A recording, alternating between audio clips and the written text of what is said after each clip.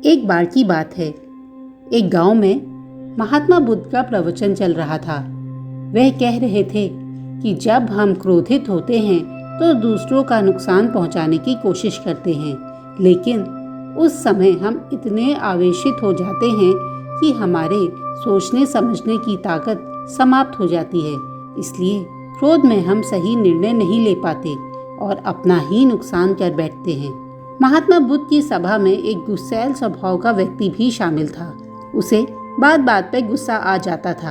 आज भी वह अपने परिवार वालों से झगड़ कर आया था और उस समय भी उसके दिमाग में उथल पुथल मची हुई थी। इसलिए उसे महात्मा बुद्ध की बातें अच्छी नहीं लग रही थी।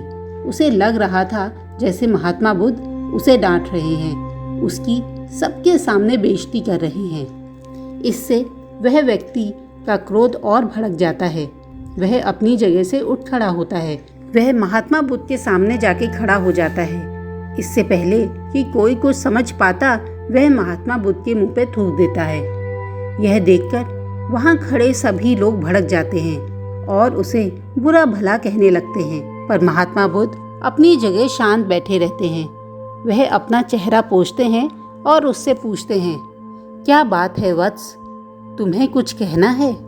उस व्यक्ति ने महात्मा बुद्ध की बात का कोई भी जवाब नहीं दिया। वह बिना कुछ कहे वहां से निकल गया। यह देखकर एक व्यक्ति से नहीं रहा गया। उसने महात्मा बुद्ध से पूछा, महात्मन, उस मूर्ख व्यक्ति ने आपका अपमान किया और आपने कुछ भी नहीं कहा।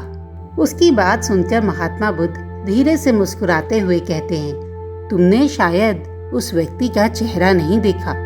वह बहुत परेशान लग रहा था।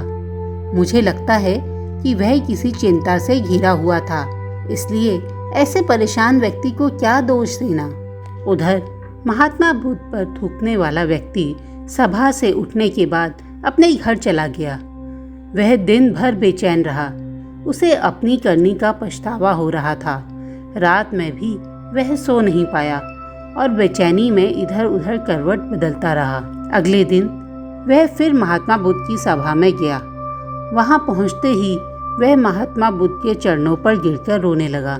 यह देखकर महात्मा बुद्ध ने कहा, वत्स, तुम रो क्यों रहे हो? वह बोला, मैं वही दुष्ट व्यक्ति हूँ जिसने कल आपका अपमान किया था। पता नहीं कल मुझे ऐसा क्या पागलपन सवार हुआ कि मैं ऐसी घृणित हरकत कर बैठा।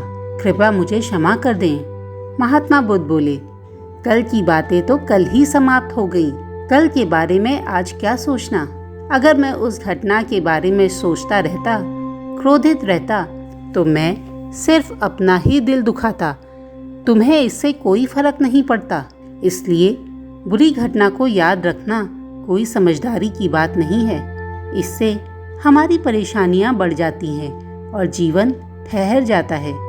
इसलिए अप्रिय बातों और अप्रिय घटनाओं को भूलने में ही समझदारी है। जो व्यक्ति ऐसी घटनाओं को भूल जाता है वही जीवन में आगे बढ़ता है, और जो उनमें उलझा रहता है उसका जीवन चक्रव्यूह के समान हो जाता है, जिससे वह चाहकर भी बाहर नहीं निकल पाता।